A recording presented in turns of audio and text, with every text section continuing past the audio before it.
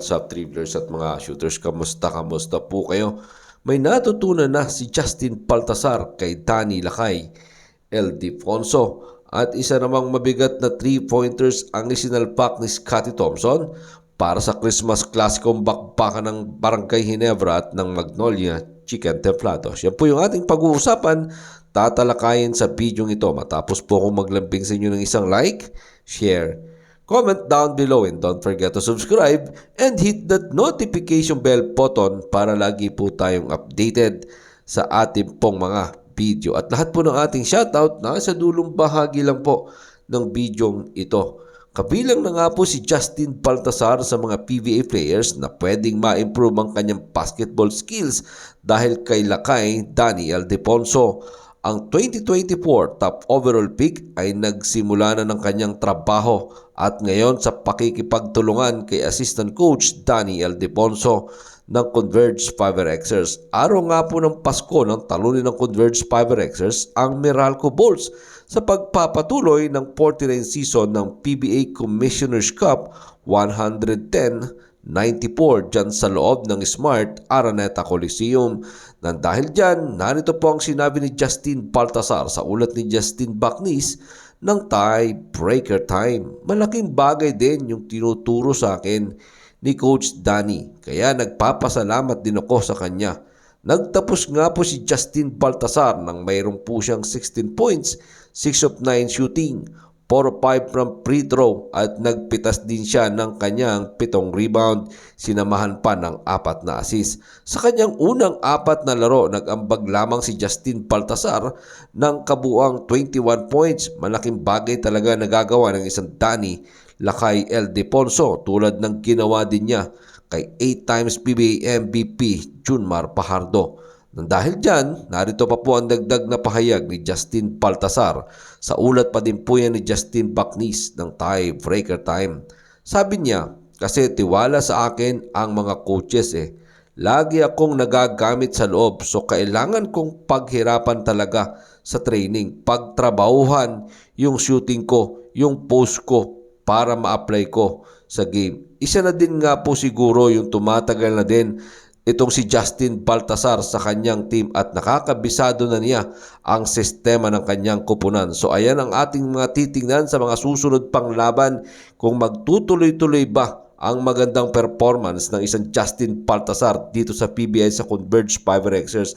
At lagi po natin tatandaan, 2 times MPBL MVP, ito pong si Justin Baltazar. At dahil nandyan ang isang Danny Ildefonso ay malaking bagay ito para sa kanyang karir dito sa PBA. At wag lang magsasabit sa injury ang isang Justin Baltazar sa tulong ng isang Danny Ildefonso.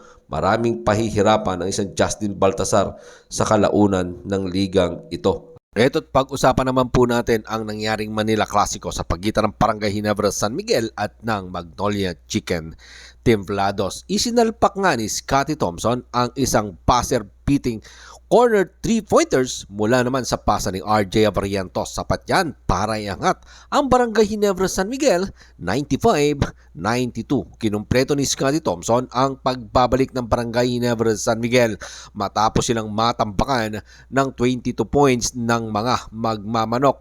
At isa ding malaking bagay ang naging performance ng best player of the game na si RJ Abarientos matapos niyang ipakita ng kanyang mga kupunan ang kanilang never say die spirit ng kanilang kupunan matapos nga magbuo si RJ Abarientos ng 20 points sa kanya pong 17 points dyan ay nagawa sa second half kung saan lamang na lamang ang Magnolia Chicken Templados 76-54 sa kalagitnaan ng third quarter. Dahil dyan, naitala ng Barangay Ginebra San Miguel ang kanilang ika-4 na panalo sa 6 na laro at para maiwasan din nila ang kanilang 2-game losing skid na ngayon ay may 4-2 win-loss record at ilagay naman nila ang kanilang sister team na Magnolia Chicken Templados sa 5-2 win-loss record. Malaking bagay din ang kanilang import na si Justin Brownlee matapos nga siyang magsalpak ng mga mahalagang basket sa dulo ng fourth quarter.